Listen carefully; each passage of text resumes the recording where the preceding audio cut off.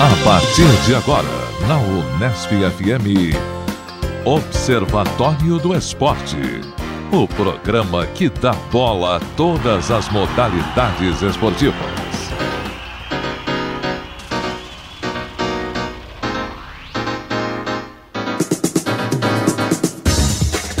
Olá, ouvinte da Unesp FM. Hoje é sábado, 30 de junho de 2012. Começa agora o Observatório do Esporte. Eu sou Luiz Moraes. E eu, Andressa Borzillo. No Observatório de hoje, informação e análise sobre os acontecimentos esportivos da semana. Confira uma reportagem especial sobre a ginástica artística. Conversamos com o ginasta Arthur Zanetti, promessa de medalha para o Brasil em Londres. Esses assuntos você acompanha agora no Observatório do Esporte. Aqui no Observatório, a informação vai além das quatro linhas. Hoje integram a mesa do programa Zeca Marques, Tuca Américo, Rodrigo Pessoa, Andressa Borzillo e eu, Luiz Moraes.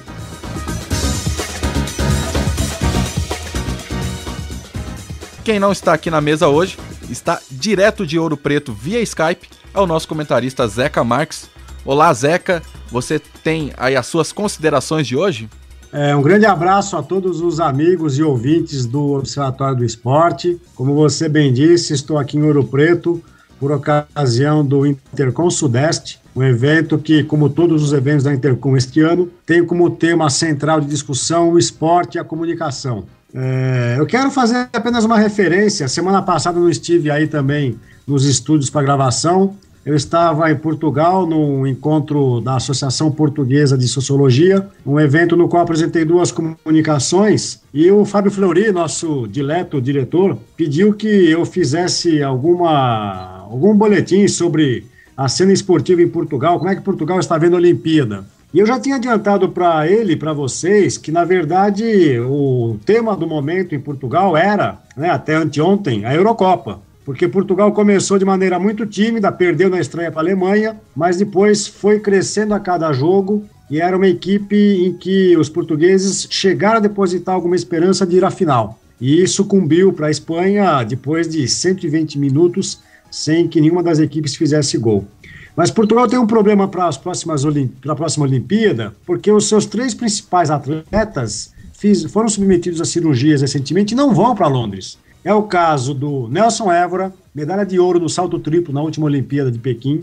É o caso do Francis Obiquelo, corredor de 100 e 200 metros, medalha de prata em Atenas em 2004, que também está contundido. E a Naide Gomes, que é atleta de salto em distância, era a principal adversária da Mauro Image na Olimpíada de Pequim. Ela tinha, a Naide Gomes, a melhor marca do ano até então, no salto em distância. Ela também foi submetida a uma cirurgia e está fora. Então, caro Fábio Fleury, Portugal respirava até anteontem Eurocopa, né? E agora estamos na entre-safra esportiva. Bom, quero fazer uma saudação a todos os corintianos da mesa, de fora da mesa, de Bauru, região e de todo o Brasil, porque os corintianos estão muito alegres e contentes, como deveriam deixar de estar. E eu queria fazer uma referência a uma matéria que eu assisti na quinta-feira à noite no SBT, no programa do Roberto Cabrini. Roberto Cabrini simplesmente entrou num ônibus que saiu do Bom Retiro, na cidade de São Paulo, na segunda-feira, e dirigiu-se para Buenos Aires numa viagem de 36 horas, ou seja, um dia e meio de viagem, acompanhando parte da torcida organizada Gaviões da Fiel, rumo ao jogo com o Boca Juniors na Bombonera. Acho que é uma matéria que não é inédita, mas uma matéria muito interessante, porque foge daquele padrão de jornalismo mauricinho que a gente acostumou a ver na televisão brasileira, especialmente a aberta e parte da TV fechada, que fica só na superficialidade e no mundo das celebridades do esporte. Então o Cabrini viajou com o bando de loucos para Buenos Aires, Tuca Américo, e depoimentos interessantíssimos. Um sujeito que tinha a mulher no hospital dando à luz ao filho deles, e ele com aquele linguajar típico corintiano, aí mano, aqui é Corinthians, eu tô indo para ver o Timão, e a mulher vai esperar quando eu voltar para ver meu filho, primeiro é Corinthians na veia. Então isso dá conta do fanatismo dessa torcida, que acho que tem pouco correlato aqui no Brasil, né? Então fica um grande aplauso Acho que isso, Zeca, também reflete, eu não vi essa matéria, mas isso reflete uma matéria do Globo Esporte ou do Jornal Nacional, não me recordo agora, em que um repórter da Globo foi acompanhar o jogo Boca e Corinthians na Coab em Itaquera também, e mostrou o metrô e tal. Acho que uma coisa acabou influenciando a outra e com certeza a matéria do SBT influenciou a matéria da Globo também. Perfeito. Bom, e por último aí minha consideração para encerrar essa primeira participação. Não sei se vou ficar aqui ou se vocês me chamam depois, mas enfim, eu vim para Ouro Preto pegando um voo em São Paulo, no aeroporto de Congonhas, e descendo no aeroporto de Confins, que na verdade fica a 40 quilômetros de distância do centro de Belo Horizonte. E no aeroporto de Confins pegamos um carro para chegar até Ouro Preto, que fica a 90 quilômetros de Belo Horizonte. Então, do aeroporto de Confins até Ouro Preto, mais ou menos 125 quilômetros de distância. O problema é que nesse percurso nós tivemos que entrar na cidade de Belo Horizonte por volta das 5h30 da tarde e ficamos cerca de 1 hora para percorrer 2 quilômetros uma via que seria uma via expressa. Isso dá conta, caros amigos, do problema que nós vamos ter para organizar um Mundial de futebol daqui a 2 anos, em que as grandes cidades estão completamente inviáveis para sediar qualquer tipo de evento desse porte, a não ser, como a lei da Copa aprovou, que se estabeleça feriado nos dias de jogos nas cidades que vão sediar essa partida. Mas eu achei extremamente desagradável permanecer 1 hora para caminhar, para rodar 2 quilômetros numa malha viária de uma capital de estado, da importância que é Minas Gerais, da importância que é Belo Horizonte. Então, meus caros, ficam aí algumas observações. Acho que na próxima semana não teremos gente para fazer o programa, porque eu acho que Fleury, Pepa, Silvestre, Piri vão estar ainda festejando na Paulista. Mas Tucamérico, caso o Boca vença, aí quem vai faltar será você, será mais alguém aí. Então, não sei se teremos programa na próxima semana. Não faltarei, não perderia essa chance de encarar meus amigos aqui no estúdio, Zeca. Perfeito. Zeca, um questionamento para você, voltando ao tema Portugal. Não sei se você acompanhou, mas enquanto você estava em Portugal ou daqui do Brasil, como foi a repercussão do AVC do grande jogador Eusébio, o grande jogador português Eusébio? Quando o Eusébio teve esse problema de saúde lá na Polônia ou na Ucrânia, não sei onde é que ele estava, eu já estava de volta ao Brasil, né? Eu já estava de volta ao Brasil. Agora, o Eusébio é tido como o grande embaixador do futebol português pelo mundo, é um jogador adorado e venerado por torcedores de diversos clubes, não só do Benfica, onde ele jogou uma parte do tempo, mas ele é algo preocupante, porque ele já passou, Tucamérico, ele já passou a noite de Réveillon de 2011 para 2012 no hospital. E ele ficou hospitalizado dias antes do Natal. Ele teve alta para passar o Natal em casa, mas na noite de Réveillon ele passou no hospital. Então ele tem a saúde muito debilitada, ele é uma pessoa obesa, né? Um ex-atleta obeso hoje, muito gordo, e deve ter problemas de colesterol, de pressão, e tudo isso afeta o Pantera Negra, que talvez seja uma das legendas do futebol da época aí do Pelé, do Di Stéfano, do Garrincha, esses monstros que nós temos na história do futebol mundial. Mas estou com uma foto do Eusébio aqui na internet e o Ronaldo tá mais gordo que ele. Bom, aí o Ronaldo também é um pouco mais alto, né? Aí depende, aí as opiniões variam. Aproveitando aí já o microfone, Tucamérico, que você preparou aí pra gente? Bem, uma vez que estávamos falando em heróis, né? Zeca falou do Eusébio, que é considerado um herói do futebol em Portugal. Eu vou falar aqui do Nelson Prudêncio. Nelson Prudêncio, que foi medalhista olímpico, né? Foi prata na Olimpíada da Cidade no México em 68 e foi bronze em Munique em 72. E para quem não sabe, é um fato curioso, Nelson Prudêncio acaba de defender sua tese de doutorado, o objeto do seu estudo foi nosso querido João do Pulo, lógico, como atleta do salto triplo, seu objeto de estudo foi João do Pulo, e ele considera João do Pulo como um exemplo de perfeição na execução do salto triplo. Então, queria aqui dar meu aplauso ao Nelson Prudêncio, que hoje é professor na Escola de Educação Física da Universidade Federal de São Carlos, aqui em nossa cidade vizinha, tá ok? Então, um primeiro aplauso a Nelson Prudêncio, tá? Ele defendeu a tese na UFSCar, Tuca? Não, ele defendeu numa universidade de Portugal. Eu levanto o nome já. Coimbra, Portugal. Tá ok? Perfeito. Uma consideração que eu vou tomar como vaia. Não sei se vocês acompanharam pela internet, mas no site TicketBits, o ingresso para o jogo Boca e Corinthians, ou Corinthians e Boca, que é o correto, né? O nome do... O próximo jogo, no O próximo jogo. Corinthians e Boca. O primeiro nome é sempre o time da casa, né? Então, onde é a sede do jogo. Corinthians e Boca, agora 4 de julho no Pacaembu. No site TicketBits, havia um ingresso para o setor laranja, Zeca Marques, colocado à venda por R$22 mil. Então veja só o valor que tem essa partida, não só para todos os corintianos como torcedores, mas o valor do ingresso para participar dessa festa. A gente pode conversar aqui, que nós fazer um giro rápido com a Piri, por exemplo, que é corintiana, e qual seria o valor, né, histórico para um torcedor de participar dessa final em caso de vitória do Corinthians. Eu acredito assim, Tuca, que para alguns que tem essa condição, né, essa condição financeira, enfim, é lógico que eles vão pagar o que tiver que pagar. Se não conseguir ingresso, vai ter uma pessoa que vai pagar esses R$22 mil. Isso não é quase que sem valor. Eu já ouvi essa frase em reportagens na televisão, em jornais, que o ingresso para esse jogo, para muito torcedor, não tem valor. Não tem valor no sentido assim, é impagável, né? Tem pessoas que estão investindo até muito que nem pro jogo do Boca na Argentina. Gente investindo 4, 5 mil reais. Pessoas que haviam comprado o ingresso antes de saber que o jogo seria lá. Tem um torcedor, tem uma reportagem que um torcedor de São Paulo, nas oitavas de final, na primeira fase da Libertadores, já havia comprado um pacote próximo da data para Buenos Aires, já possível, tipo, idealizando uma final Corinthians e Boca. E, enfim, antes mesmo já tinha investido, sem o Corinthians chegar na final, já tinha investido 4 mil reais.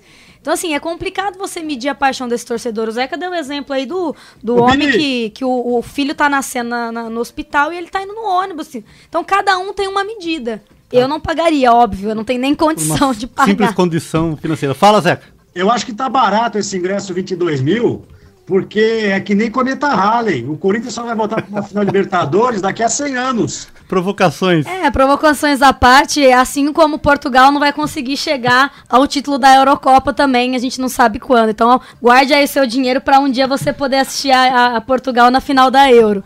Mas, enfim, fora as provocações, eu acho que realmente para muito torcedor não tem valor, não tem o que pague estar nesse jogo da final da Libertadores. Nessa reportagem que eu citei lá na Coab, em Itaquera, um torcedor deu um depoimento falando que o Corinthians nasceu ali, na periferia, e que ele fica muito feliz que vê que seu time hoje tem torcedores em todas as classes sociais. Então, com certeza, esse torcedor da classe mais alta tem os 22 mil para participar do jogo. E eu acredito muito nisso. No jogo que eu fui, das quartas de final contra o Vasco, eu fiquei nas cadeiras e realmente era possível ver que o nível social das pessoas que estavam ali é muito diferente, porque eu também já fui em arquibancada, já fui em 3 setores diferentes do estádio, e é nítida a diferença econômica entre os torcedores que podem ali estar comprando cadeira, entrada VIP, até num jogo comum. Então você imagina num jogo deste porte. Tá, ok. Vou aqui a minha penúltima consideração muito rapidamente, né? Tá ocorrendo o torneio Eletrobras de basquete no ginásio Milton Olavo Filho, em São Carlos, e uma situação interessante é que durante a execução dos lances livres, no primeiro lance livre, a câmera da transmissão de TV fica atrás do jogador que executa o lance livre. Após a execução, ela sai correndo para dar início ao jogo.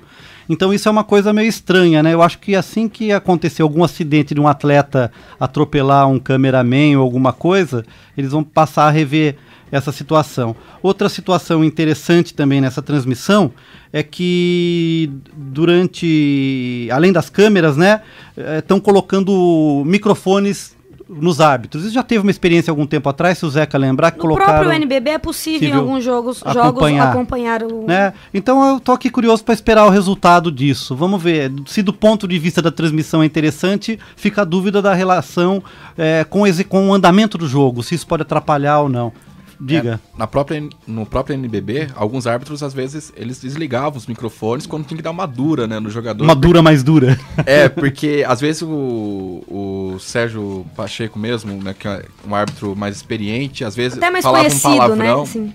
Falava um palavrão, daí fica meio sem graça até pra transmissão, porque às vezes ele tá fazendo uma coisa normal, comum de jogo, ali, um linguajar comum, e sai para a transmissão, né? Daí o narrador, peço desculpas, etc. Aí, às vezes, o árbitro tinha que desligar o microfone, mas nem sempre lembrava, né? Às vezes ia dar uma dura, esquece, reclamar, né, do jogador. O calor do jogo. Luiz, até é comum o próprio técnico, muitas vezes, pedir para que o repórter ou que os microfones não se aproximem. Afinal, alguma orientação mais calorada pode sair dali. Tá ok, só para finalizar, lembrando que esse final de semana é decisivo para o vôlei, para as duas seleções de vôlei. A seleção feminina no Grand Prix tem chance de chegar a ser campeã. Eu acho um pouco difícil em função da derrota para o time dos Estados Unidos, mas existe a possibilidade ainda de ser campeã. E o final de semana decisivo também para o vôlei masculino, que aguarda a última rodada da Liga Mundial para decidir se é ou não o melhor segundo lugar que garantiria a participação nas finais. E eu acho que existe uma chance muito grande, viu, Piri? Acompanhando a tabela, o único time que pode ameaçar o Brasil é a Itália. Então o Brasil tem que torcer para a Itália perder e os Estados Unidos ganharem. O Brasil te surpreendeu? O Brasil feminino? Feminino. Eu acho que tá irregular ainda, mas eu acredito que tem um time para estar no pódio nos Jogos Olímpicos. Então eu acho que se o time feminino ou masculino voltarem, se ambos voltarem dos Jogos Olímpicos com uma medalha, não importa qual seja, tá eu acho que tá no lucro e tá mantendo a média de estar no top da modalidade e seria bom demais pro esporte brasileiro. E qual sua vaia e seu aplauso, Piri? Olha só, Luiz, eu tenho aqui na realidade observações, eu vou separar por tema para facilitar. Eu vou falar de Eurocopa, o Zeca preferiu não tratar muito desse assunto, afinal a seleção portuguesa está fora da final e a Espanha segue aí, não com o futebol que todos esperavam, inclusive eu mesmo torcendo para a equipe espanhola, sei que não é o mesmo futebol de algum tempo atrás, mas enfim, mais uma final, mais uma vez a Espanha numa final, né, visto que foi a última campeã da Euro, última campeã mundial, então tem seguido aí nos últimos anos, hoje, né, principalmente entre as melhores do mundo, ou a melhor do mundo.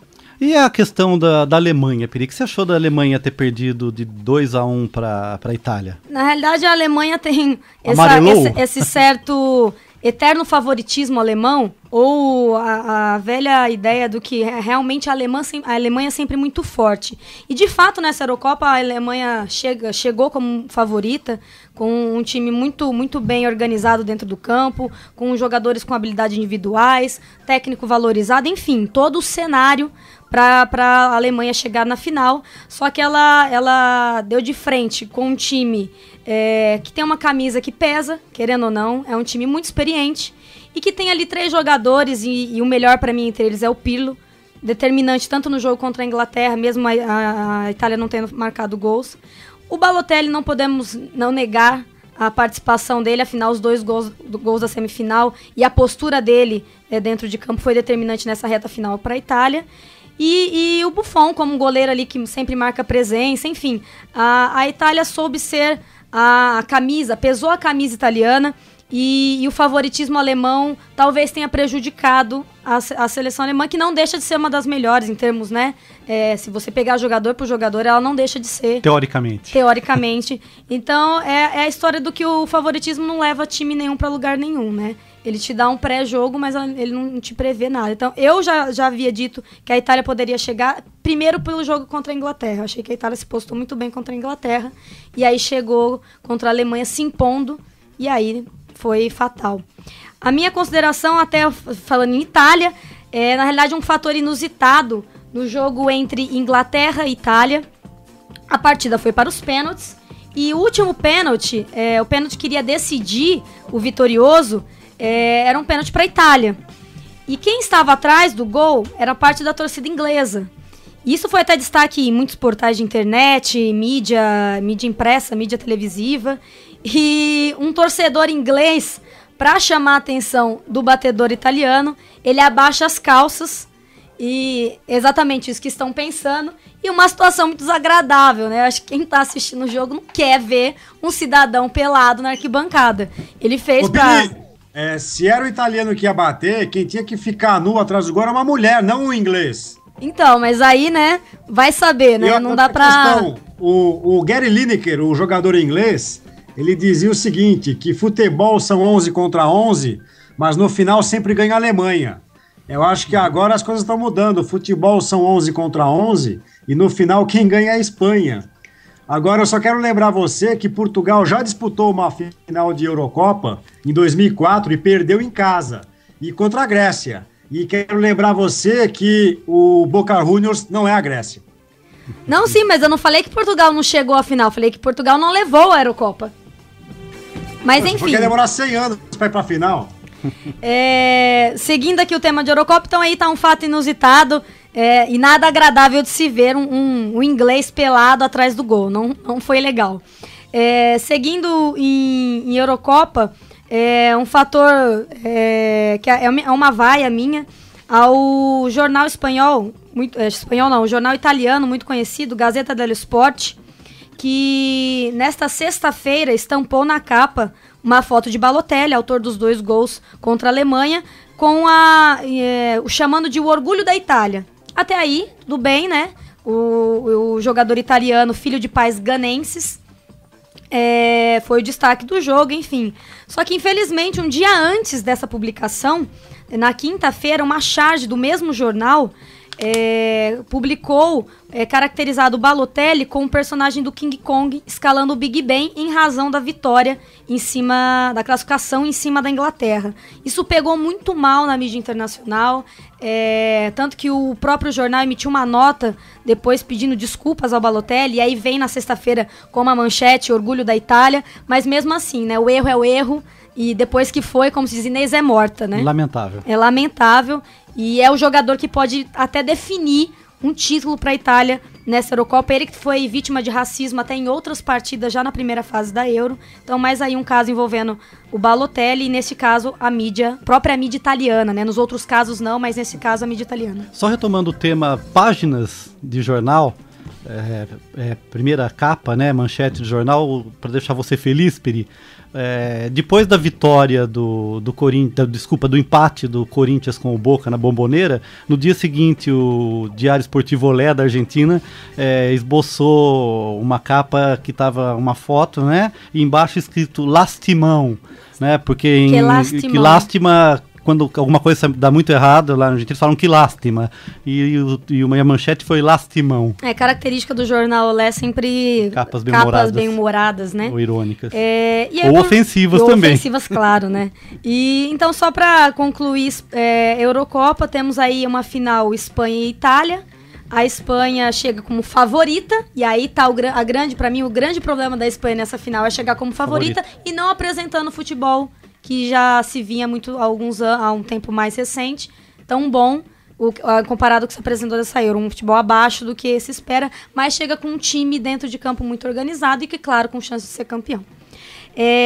Meu segundo tema aqui, eu vou falar de Rafael Nadal, uma vaia para o Nadal, que foi eliminado de Wimbledon pelo número 100 do ranking, o Nadal que acabou de vencer Roland Garros. Então aí, né, a gente não espera jamais que um segundo lugar no mundo fez o que fez. O nosso produtor, Rodrigo Pessoa, está aqui na mesa hoje participando. Ele tem um comentário para falar sobre o Nadal. Pode falar, Rodrigo. Olá, amigos da mesa. Olá, ouvintes do Observatório.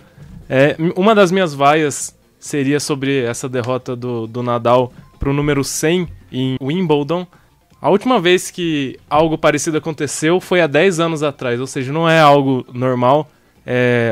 O primeiro jogo do Nadal foi contra o Bellucci, que ele já era uma prévia que ele não estava tão bem, porque ele tomou 4-0 logo de início nessa partida e acabou virando a partida e levando.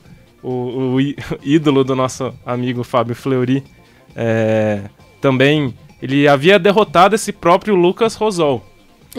Lucas Rosol. O tcheco. Então, o Bellucci venceu o adversário que venceu o Nadal. Então, achei isso um fato interessante. Seguindo aqui nas minhas observações, vamos dizer assim, o Tuca citou o campeonato que está acontecendo em São Carlos, e justamente nessa competição, o Larry Taylor, que já esteve aqui na mesa do Observatório, armador do time de Bauru, estreou, enfim, pela seleção brasileira. Ele estreou no jogo contra a Nova Zelândia. O Larry chegou a cantar saiu algumas palavrinhas da boca do Larry do hino nacional brasileiro. Rola até uma campanha entre as mídias sociais para o Larry cantar o hino, aprender o hino nacional. Se eu fosse o Larry, pediria o seguinte: primeiro você canta, depois eu canto, porque muito brasileiro não sabe cantar o hino também. Exatamente. Ele lá arranhou, conseguiu, estava muito tímido em todos os sentidos, não só na hora de cantar o hino, mas também na sua própria participação na partida. Foi uma comitiva aqui de Bauru para lá, nossos amigos Gustavo Longo, João Paulo Benini esteve presente, o Fernando BH, então o pessoal lá foi acompanhar o jogo, fizeram uma cobertura bem bacana da partida e da própria participação do Larry. O Larry jogou com a camisa 7, ele jogou aproximadamente 18 minutos, marcou 4 pontos, teve 3 rebotes e 3 assistências. Lembrando que ele não está confirmado para as Olimpíadas, ainda não tem exatamente, e ele disputa uma vaga ali, acreditamos que com o Nezinho, porque Raulzinho, o Huertas é certeza já para a equipe, e o Benite ele é mais usado às vezes como ala, apesar de atuar também como amador. Então, o Larry vai disputar uma vaga com o Nezinho. Um outro destaque agora aqui, regional mesmo, não é tão grande, Bauru, é Marília. A gente vai para Marília aqui do lado. Essa semana, o Marília apresentou um novo técnico, e o novo técnico do Marília é o Guilherme Alves. Vocês estão pensando, quem é Guilherme Alves? Guilherme Alves é aquele atacante que jogou pelo Atlético Mineiro, Corinthians, que se envolveu num grave acidente há alguns anos atrás, quando jogava ainda pelo Atlético. Ele foi apresentado essa semana porque no domingo passado o MAC foi até Cianorte e perdeu por 6-0. Após a partida, o técnico caiu. E aí na terça ou quarta-feira, não me lembro, o Guilherme foi apresentado. O Guilherme, que é de Marília e já conhece aqui bastante a região, tá aqui de volta. E o MAC enfrenta neste sábado, às 7 da noite, no Abreuzão, o Mojimirim, tentando esquecer esse 6-0 aí pro Cianorte. E só para falar que eu não falei do jogo do Corinthians, eu tenho 2 coisas em destaque. Romarinho é de Palestina. Palestina é muito próximo a Fernandópolis. Então, quando eu fiquei sabendo que ele era de Palestina, me chamou muita atenção. Até porque é uma piada ali na região. Porque ali próximo tem Palestina, Macedônia, Paris, que no caso o pessoal brinca com Paris. Então, só para fazer uma menção ao Romarinho, que fenomenal a participação dele. Acho que independente do que vai acontecer ou que vai deixar de acontecer, ele já marcou a história dele, pelo menos num momento determinante para o Corinthians, e agora é tomar cuidado para protegê-lo. O Corinthians tem tentado fazer isso, mas eu acredito que vai ser bem complicado. Eu queria fazer uma pergunta pro Zeca. Zeca, você acha que essa figura do Romarinho é o herói que a mídia esperava? Olha, o pessoal tem feito muita associação com o caso do Viola, no Campeonato Paulista de 87, se não me engano, 87, quando ele saiu do banco para uma prorrogação com o Guarani em Campinas e fez o gol do título paulista, quando um título paulista contava muito mais do que conta hoje. E o Viola era tão predestinado que a Piri e o Fleury devem lembrar, ele estava com 2 camisas, tanto que ele fez o gol, tirou uma camisa, jogou para a torcida e conseguiu permanecer em campo porque estava com uma outra camisa por baixo, sem ser expulso de campo, né? Eu acho que o Romarinho é um desses fenômenos que surgem de vez em quando, e por enquanto ele tem sido esse fenômeno.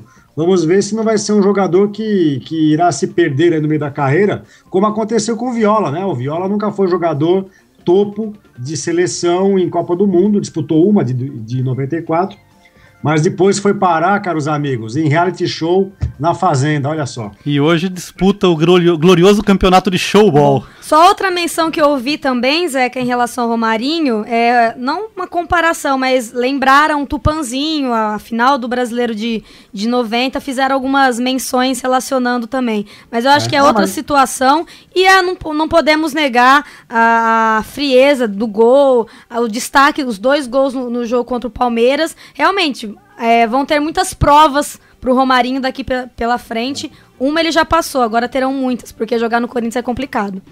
Exatamente. E aí eu só venho só colocar por final em relação ao Corinthians, que para mim um dos grandes adversários do Corinthians pontualmente nesta quarta-feira, próxima quarta-feira, há uma pressão, não só pela torcida, enfim, mas eu sinto uma pressão muito forte da mídia em relação ao esse jogo do Corinthians, por questões financeiras, né? O Corinthians é um dos times mais populares desse país, E acho que eu nunca vi tanta coisa relacionada ao Corinthians, uma intensidade tão grande em todo tipo de mídia, de TV assim, de programa de entretenimento, para jornalístico, para esportivo, para culinária, estão indo para todos os lugares jogando Corinthians. Nos jornais a mesma coisa, blogs de todos os tipos, políticos. Então assim, é uma pressão que foge o campo. Então quem for jogar esse jogo vai ter esse adversário, vamos dizer assim, que é muito perigoso, porque se o resultado for negativo, eu não sei o tamanho do tombo. E ele vai ser, assim, não sei exatamente qual, mas a gente sabe que vai ser muito grande. Então eu acho que é complicado como a mídia trata questões como essa, até porque envolve muito, muito dinheiro.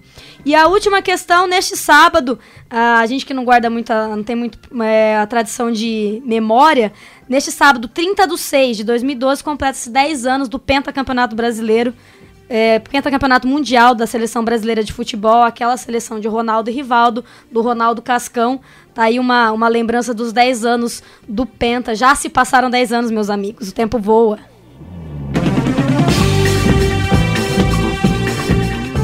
Quem está aqui também com a gente é Rodrigo Pessoa, que já deu uma consideração aí sobre a eliminação do Nadal. Mas e aí, Rodrigo, você tem mais para dizer aí pra gente? Tenho mais algumas considerações aqui que eu trouxe ao programa. Queria voltar ao assunto Mário Balotelli. Sem dúvida um dos personagens dessa Euro de 2012, muito comentado. Uma vai aí pro racismo que vem sendo, como a Peri já lembrou, o jornal italiano fez essa alusão do Balotelli com o próprio King Kong, né? Eu acho lamentável esse tipo de atitude vindo de um jornal, com essa importância que ele tem. E eu queria comentar uma declaração dele após o jogo da Alemanha, que ele fez 2 gols, questionado por que ele não comemora alguns gols e coisas desse tipo. Ele falou assim: o carteiro comemora quando entrega uma carta. Ele falou assim: é só meu trabalho, por que eu tenho que comemorar?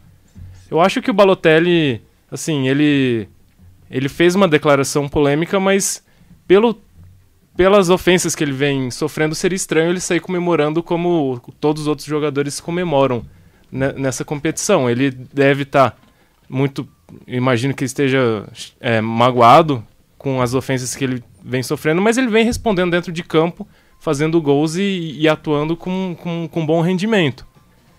Também ele deu uma outra declaração, que ele joga primeiro para se divertir e depois para fazer gols, questionado sobre artilharia. Então ele tenta aí fugir de algumas perguntas mais sérias, dando um ar um pouco mais brincalhão. Eu queria entender a ideia de diversão dele, né? Porque ele faz gol e faz uma cara de bravo, de marrento, então eu não entendi qual que é a diversão, o prazer que ele sente. Mas é característico dele, essas frases polêmicas, essa postura em campo, faz parte é quase que um personagem. O Balotelli é um personagem praticamente que ele construiu ali dentro de campo.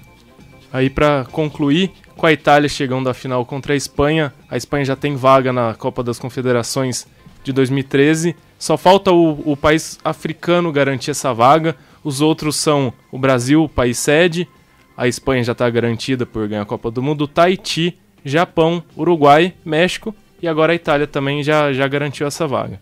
Para concluir o assunto da minha vaga que eu já tinha adiantado sobre a derrota do Nadal em Wimbledon, essa foi considerada a maior zebra das apostas esportivas na Europa. Quem apostou no tcheco tá rico, né? Aproximadamente, quem apostou no Nadal, quem apostou R$1, acabou levando 1 centavo só, levaria, né, nessa vitória, R$1,01. E quem apostou no tcheco levou R$26 para cada real apostado. Então, quem fez essa aposta aí tá de bolso cheio. O Luiz Moraes quer fazer uma consideração. Você apostou, Luiz? Quem apostou no Não, mas quem apostou no tcheco, será que ele vai continuar apostando no tcheco nas próximas rodadas ou ele já... Que é uma grande dúvida, né? Porque o cara não deve Bem, um bom apostador não apostaria tudo que ganhou, mas uma pequena parte.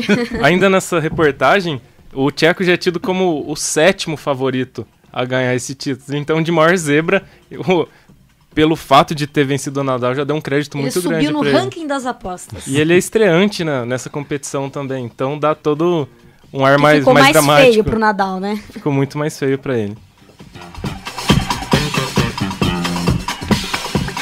Agora eu tenho mais um comentário, não é nem uma vaia, nem aplauso. O Jerome Valk, secretário da FIFA, veio ao Brasil, até Brasília, com uma reunião com o Aldo Rebelo, e agora ele está saindo elogiando a organização da Copa do Mundo. Até em março desse ano ele falou mal da organização, falou que o país merecia um chute no traseiro pelo que vinha apresentando até o momento, e agora ele deu a declaração que está feliz em saber que 80% da estrutura para a Copa do Mundo estaria pronta até dezembro de 2013. Então, e questionado sobre esse chute no traseiro também, ele falou que não quer comentar sobre esse assunto, falou que isso aí já é assunto encerrado.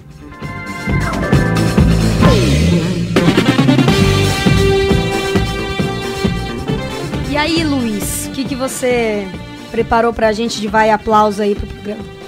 Bom, primeiramente vou aplaudir 2 brasileiros. O Luiz Razia na GP2 e o Nelsinho Piquet Jr. na NASCAR, né? Como sempre, eu falo de automobilismo aqui, claro, né? Claro, né? O Luiz Razia conseguiu ultrapassagens espetaculares na segunda corrida que teve em Valência pela GP2. A GP2 ela é preliminar à Fórmula 1, só que são 2 corridas, uma corrida longa no sábado e uma corrida curta antes da corrida da Fórmula 1 no domingo. Nessa corrida curta, o Razia largou em 6º, após ter terminado em 3º na primeira corrida, e ele estava em ele estava em 5º, faltando 2 voltas para o final. Ele venceu a prova com 3 ultrapassagens, na verdade, porque a última sobre os 2 líderes foi faltando 3 curvas para o final e em uma ultrapassagem só. Meio que por fora ali, foi espetacular a corrida do Luiz Razia. Aproveitou que os pilotos tinham desgastado todo o pneu e ele ainda economizou bastante, e por se tratar já de um piloto experiente que está na sua 4ª temporada na GP2, conseguiu a vitória e agora está a apenas 1 ponto do David Valsec, que é o líder da GP2, e acabou chegando apenas em 10º nessa última etapa e não pontuou. Então fica o aplauso para o Luiz Razia. O aplauso também para o Nelsinho, que foi o primeiro brasileiro a vencer numa das categorias principais da NASCAR. Ele venceu pela Nationwide, que é uma espécie de segunda divisão da NASCAR. Nelsinho, filho de Nelson Piquet. Nelsinho Piquet Jr. E já correu pela Fórmula 1. Correu até na Renault na época do assombroso acidente em Singapura, né, que deu a vitória para o Fernando Alonso. Mas o Nelsinho agora está se estabelecendo na NASCAR. Ele fez certo de ir para a 3ª divisão, né, da NASCAR, que é a Truck Series, que é onde ele corre regularmente. E lá ele está na 9ª colocação, que é uma temporada que ele vai fazer completa, a 2ª temporada dele lá.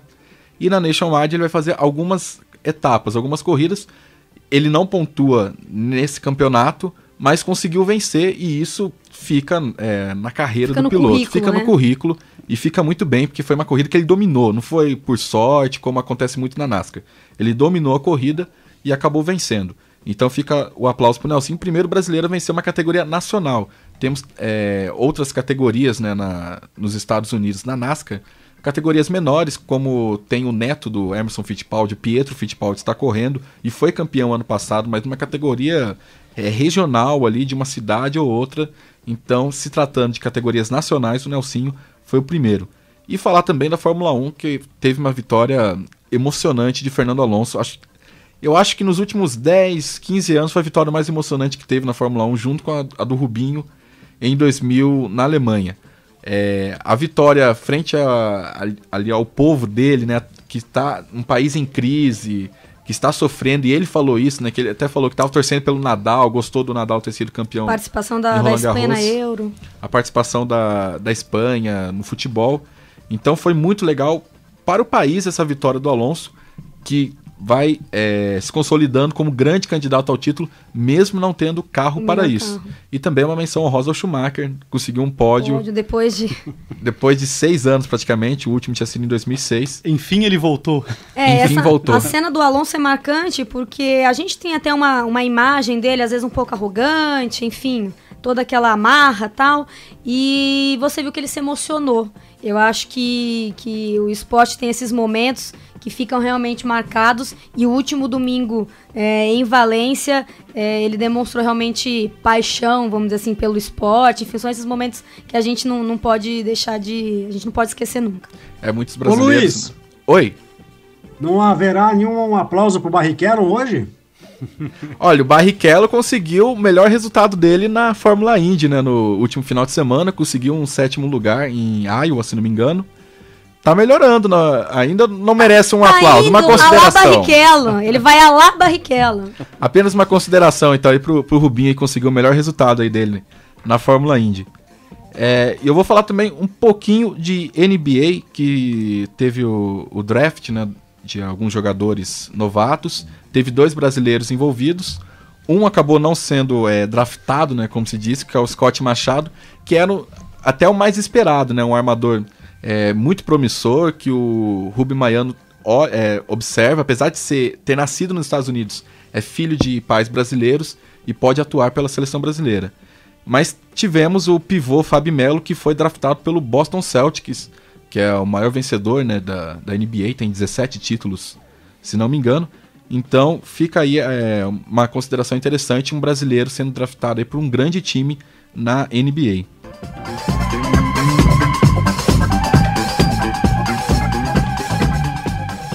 Hoje, ouvinte, não temos a participação de João Paulo Benini, o Papo com o Papa, mas trazemos um outro corintiano, Vinícius Araújo. Ele é de Bauru, mora em Santos e esteve em La Bombonera na quarta-feira no jogo Boca e Corinthians pela final da Taça Libertadores da América e vai contar pra gente um pouquinho do que aconteceu nesse jogo. Bom, primeiramente, vou te falar que o fato de ter acompanhado a delegação do Corinthians nesse jogo, para o corintiano, não tem preço. Na realidade, é um fato histórico que nós ficamos assim extremamente felizes de poder estar naquele caldeirão chamado Bombonera, presenciando o Corinthians numa final de Libertadores com o Boca Juniors. O fato de você acompanhar o jogo à distância, naquele estádio, que para mim é um verdadeiro caldeirão, isso significa que o Corinthians precisaria jogar muito. E o time está equilibrado, jogou bem. E para nós torcedores, quase 3 mil corintianos que estávamos lá incentivando o time, isso foi um motivo de muito orgulho e uma glória que não tem tamanho.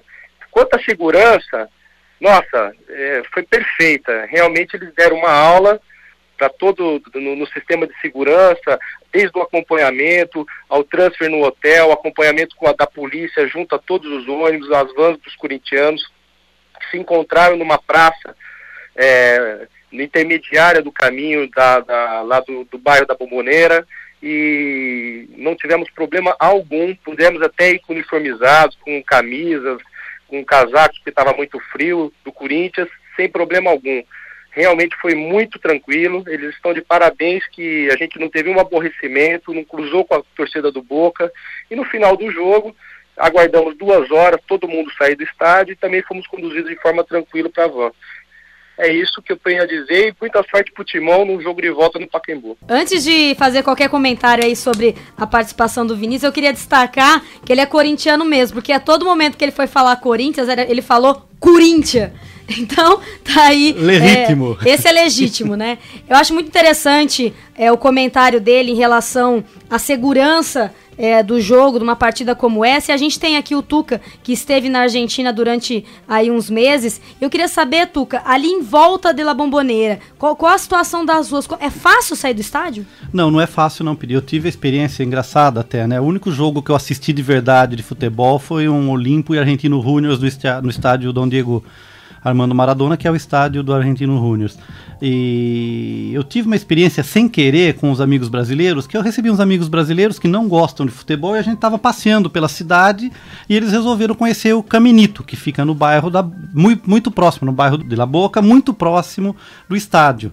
E quando a gente chegou de táxi perto do Caminito, na Boca, a gente se tocou que era domingo e que tinha jogo do Boca.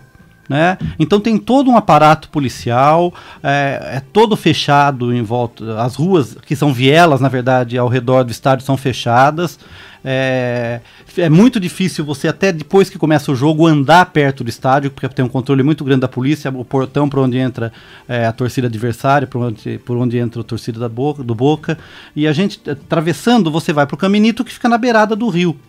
né, do Rio Riachuelo, do Rio da Prata, que você vê ali o Caminito e fica algumas 5, 6 quadras do estádio. E nessa hora que a gente chegou, estava chegando a torcida do Independiente.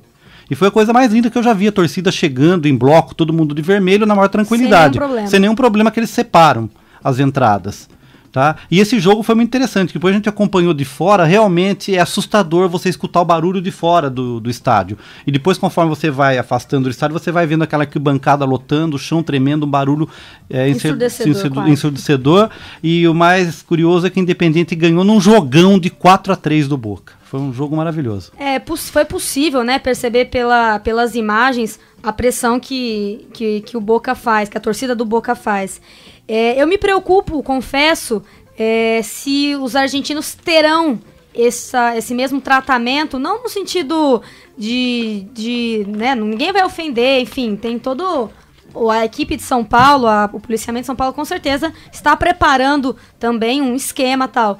Mas eu me preocupo, porque ali no Pacaembu é tudo muito perto, né? Tem as avenidas para escoar, assim, e tal, mas é bom ficar de olho, porque a gente tem aí fatos tristes no futebol brasileiro envolvendo brigas, né, entre torcidas. A gente espera que o mesmo que aconteceu com o Vinícius na Argentina aconteça com os torcedores do Boca, que tem o direito, é óbvio, vão ter mais ou menos isso também, de 2.500 a 3.000 torcedores do Boca em São Paulo nessa próxima quarta-feira, e que eles sejam tratados tão bem como os brasileiros. Eu acredito, Peri, que o problema maior é quando você tem uma divisão equânime de torcidas, quando você tem um estádio meio a meio, como por exemplo a situação Boca e Independente, era uma torcida muito grande do Independente. Então acho que aqui no Brasil, como aconteceu na Bombonera, a torcida externa de fora é muito reduzida. Então existe um controle, a polícia consegue cercar essa torcida reduzida e ter um controle maior. Então acho que se pode acontecer algum incidente, pode ser entre a própria torcida do Corinthians ou a torcida do Corinthians com algum brasileiro fora do estádio. Eu acho muito difícil que tenha problemas com a torcida do Boca. E você que acompanha o Observatório pode enviar um e-mail para a nossa produção. Anote aí, observatoriodoesporte@faac.nesp.br. Escreva para nós, o e-mail é observatoriodoesporte@faac.nesp.br. O Observatório do Esporte vai falar agora de uma promessa brasileira para os Jogos Olímpicos de Londres, o ginasta Arthur Zanetti. Arthur Zanetti tem 22 anos, é natural de São Caetano do Sul e sua especialidade na ginástica são as competições de argola. Arthur é o atual medalha de ouro nas argolas na Copa do Mundo de Ghent, na Bélgica, e vice-campeão pan-americano. O ginasta esteve em Bauru na semana passada e participou da Semana Sesc de Esporte para Todos. O repórter Gabriel Cortez foi até o Sesc e conversou com o Arthur, que deu sua opinião sobre a ginástica no Brasil e contou suas expectativas para Londres. Como você vê a ginástica olímpica brasileira atualmente, um panorama geral? Então, no panorama geral, a ginástica masculina cresceu demais assim, no país. Antes, tinha só o Diego, né, que começou há uns 4 anos atrás, 4, 5 anos atrás. Então a ginástica veio crescendo muito, agora tenho eu aqui tentando representar também o máximo a ginástica. E também provavelmente tem atletas novos vindos aí e futuramente a ginástica vai ser muito mais reconhecida. Já está sendo reconhecida, mas futuramente com certeza vai ser bem mais. E quais as suas expectativas para a ginástica brasileira em Londres? Então, em Londres vai eu, o Diego e aí provavelmente o Sérgio Sasaki. O Sérgio é um pouco mais complicado porque ele vai fazer os 6 aparelhos e aí tem muita gente fazendo todos os aparelhos, então é um pouco mais complicado, mas provavelmente ele pega uma final também. Temos grandes chances assim, de medalha com o Diego, também comigo, mas essa daí já não é certeza, porque competição é competição, né? Então pode acontecer qualquer coisa lá na hora, é esperar mesmo na hora e tentar representar bem o país. E alguma nação, algum atleta, uma nacionalidade que você aponta como favorito? Temos chineses, temos japoneses que provavelmente vão estar na briga lá, que são os principais adversários, não só meu, mas como de todo mundo. E o que você almeja para você individualmente em Londres? Eu estou com o objetivo de pegar uma final E aí, pegando uma final, eu provavelmente eu quero uma medalha olímpica. Qual medalha vier, eu já vou estar bem satisfeito, mas com certeza eu quero a de ouro e vou trabalhar para isso. Arthur comentou também o fraco desempenho da ginástica brasileira em Jogos Olímpicos e salientou a importância da psicologia esportiva na hora das decisões. A ginástica teve uma boa injeção de dinheiro nos últimos anos e criou bons atletas como o Diego, a Daiane, mas as Olimpíadas o resultado não tem aparecido. Por que isso acontece com a ginástica olímpica brasileira nas Olimpíadas? Por que os resultados não têm aparecido? Isso daí é complicado falar porque cada um é cada um no momento ali, algumas vezes pode estar um pouco mais pressionado ou não, depende de cada atleta. Todos os atletas agora estamos começando a fazer um trabalho com psicologia esportiva, então isso acaba ajudando muito a eliminar esses problemas. Quando você estiver na hora, conseguir eliminar problemas negativos e conseguir fazer sua parte e fazer uma boa prova. Como que é esse trabalho de psicologia? A gente trabalha a mente a eliminar o máximo de coisas ruins que acontecem dentro de uma competição, a gente elimina e só fica focado dentro da série. A gente passa a nossa série pela nossa cabeça, se acontece algum erro a gente consegue consertar e isso a gente acaba conseguindo fazer na prática. Quando a gente vê que vai acontecer um erro, a gente consegue consertar. E quem que orienta existe uma equipe de psicólogos? Sim, os próprios treinadores? Sim, então, eu trabalho em São Caetano do Sul, né, treino lá, e tem a nossa psicóloga, que é a Cristina, e a gente já está com ela já há uns 7 anos, e ela faz um trabalho excelente dentro da psicologia no esporte. Zanetti afirmou ainda não se importar com as alterações corporais que a ginástica artística causa. A ginástica é um esporte que toma muito do atleta, muito treino, muito esforço, e esforço físico. Até os atletas ficam com o corpo desenvolvido em excesso. Como que fica a cabeça do ginasta jovem com essa modificação do corpo, com essa expropriação do esporte? Um ginasta de alto rendimento ele tem que deixar de fazer algumas coisas para conquistar outras. Então, algumas vezes deixa de viajar para ir treinar. Então, essa acho que é a principal dificuldade no meio da ginástica de alto rendimento. E o corpo mais desenvolvido que as outras pessoas por causa exige mesmo do esporte. O esporte exige muita força física. Então, acaba desenvolvendo um corpo mais vantajoso do que outros. Isso é normal, é do esporte. Em cada esporte tem que puxar mais para o seu lado o seu corpo e o seu desenvolvimento. Não tem nenhum problema psicológico com isso? Não, nenhum. Pelo contrário, até acho que algumas vezes bom, mas é do esporte, então problema não tem nenhum mesmo. Falando em ginástica, a Piri tem uma informação sobre a Jade. O que você tem a dizer pra gente aqui, Piri? Na realidade, a ginasta Jade Barbosa foi manchete aí de jornais dedicados ao esporte, né? Devido à recusa, né, dela de integrar a seleção, na realidade, divergências em relação a patrocínio, uniforme e tal. Mas logo em seguida, né, pouco tempo depois da divulgação dessa informação, ela teria voltado atrás e ainda é possível ter Jade de volta à seleção, reintegrada à equipe e aí assim poder participar dos Jogos de Londres. É uma situação, né, chata, até porque a Jade é uma das ginastas brasileiras com grande prestígio internacional, referência, enfim, quando a informação saiu, acho que o público brasileiro, né, quem gosta de esporte, ficou meio que chateado, né, Tuca? Eu acho que ela percebeu que a grande jogada era participar dos Jogos Olímpicos. Acho que o mesmo patrocinador ou os atores envolvidos nessa situação perceberam que ela ficar fora dos Jogos Olímpicos seria o pior cenário possível, né, para sua própria imagem, ficar com a imagem manchada e não representar o país, porque a ideia de Jogos Olímpicos é justamente essa, né? Grandes jogadores, profissionais sempre demonstraram o desejo de participar dos Jogos Olímpicos, que sempre apresentou essa característica muito, entre aspas, né, do amor ao esporte, o amador, mas o amador que a gente fala no sentido daquele que ama o que faz, e não do não profissional. Então acho que a Jade foi coerente com a situação e vamos torcer para que ela represente bem o nosso país. Retomando o assunto da ginástica, né, eu acho que a gente tem um recuo nos nossos atletas em relação à performance. E eu não sei também, eu fico preocupado também, Piri, com essa questão, a gente já discutiu muito aqui, de ciclo olímpico.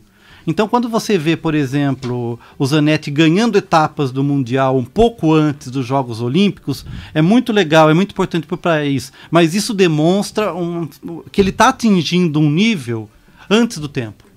Então, por exemplo, a gente discutiu aqui vários programas já. A gente vê, por exemplo, vários atletas e equipes americanas que somem e só renascem, né, ressurgem como fênix na época dos Jogos Olímpicos. Então, existe toda a preparação, planejamento para que isso ocorra, para que esse pico, né, de performance ocorra durante os Jogos Olímpicos.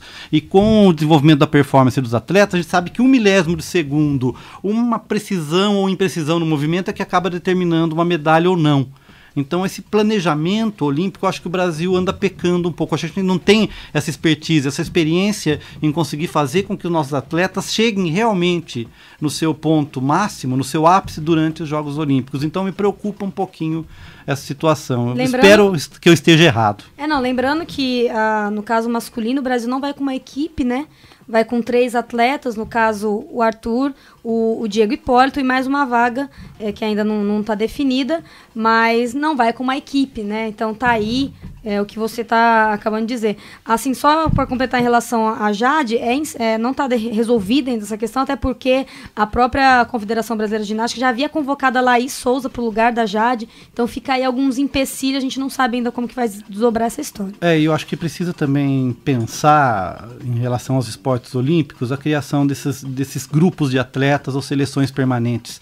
Isso tem mostrado que funciona no Brasil, não só no Brasil, em outros países também.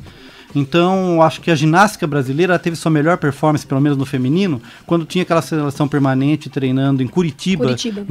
Sob a supervisão do Oleg Ostapenko. Então, houve ali um ganho de performance, de resultados. O Zeca, se estivesse aqui, ia até tirar sarro do meu comentário, mas o vôlei brasileiro só conseguiu se destacar internacionalmente quando criou um planejamento, um centro de treinamento, quando a prioridade passou a ser a seleção brasileira. E nos outros períodos, os atletas estariam nos clubes. Então, acho que a gente precisa pensar em alguns esportes que precisam primeiro ter resultado para depois conseguir se estabelecer de forma sustentável do ponto de vista econômico, a partir de empresas que patrocinam e de clubes. Então, acho que é bem importante a gente pensar nessa situação, porque pessoas com potencial para muitas atividades esportivas, modalidades esportivas, nós temos. O que não tem é uma organização. Ok? E como temos a mesa aqui, o nosso produtor Rodrigo Pessoa, eu quero convidar o Rodrigo para chamar o que a equipe de produção do Observatório preparou para a semana que vem. Tem um assunto interessante por aí, né, Rodrigo? Para a próxima semana, a equipe de produção fez uma reportagem sobre direitos de transmissão. Nós conversamos com o Márcio Moron, diretor da Fox Sports, e com o Alex Sabino, jornalista do Diário de São Paulo, que deu um pouco a opinião dele sobre esse assunto. Ele fala também não só da chegada da Fox, mas como transmissões via internet, algumas inovações nessa área também. Eu acredito... Sortuda Fox, desculpa, isso ia comentar. Exatamente, como ele citou a Fox, eu acho que não tem como a gente não lembrar aqui que a Fox entra, né, no mercado brasileiro com a Libertadores da América, com os direitos da Libertadores da América, num ano em especial. A gente não tem como não negar isso, afinal, o Corinthians é um time que vende, né? Sim. Então, querendo ou não, a gente não pode não dizer que a Fox foi sortuda, né? Ela ganhou um prêmio aí, quase, ao ter Corinthians e Boca Juniors na final da Libertadores. Talvez até pode atingir recorde de audiência em ambas as emissoras que estão transmitindo. E acho que é um tema que vai gerar muita discussão. E vamos deixar para a semana que vem também uma discussão da euforia dos locutores da Fox Sports em relação aos finais da Libertadores. Né, são locuções eufóricas, acho que um pouco exageradas em função dessa expectativa.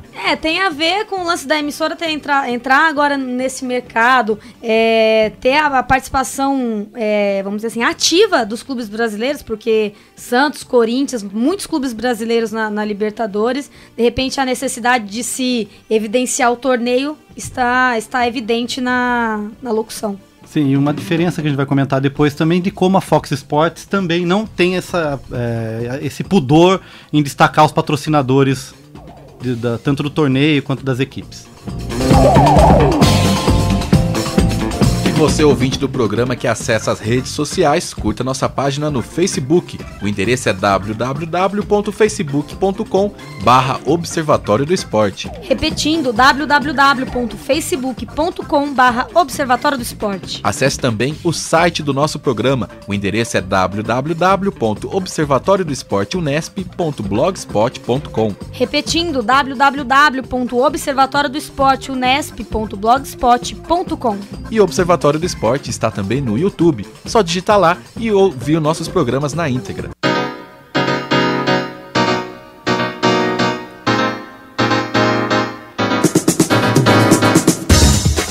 O Observatório do Esporte chega ao fim. Locução de Andressa Borzillo e Luiz Moraes. Comentários de Zeca Marques, Tuca Américo, Rodrigo Pessoa e participação de Vinícius Araújo.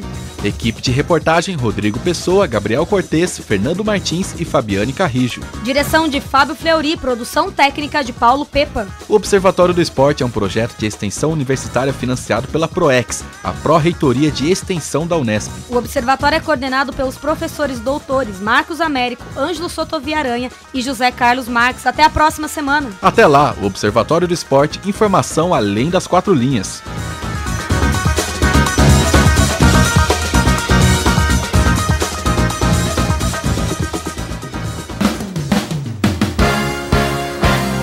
A Unesp FM apresentou Observatório do Esporte, o programa que dá bola a todas as modalidades esportivas.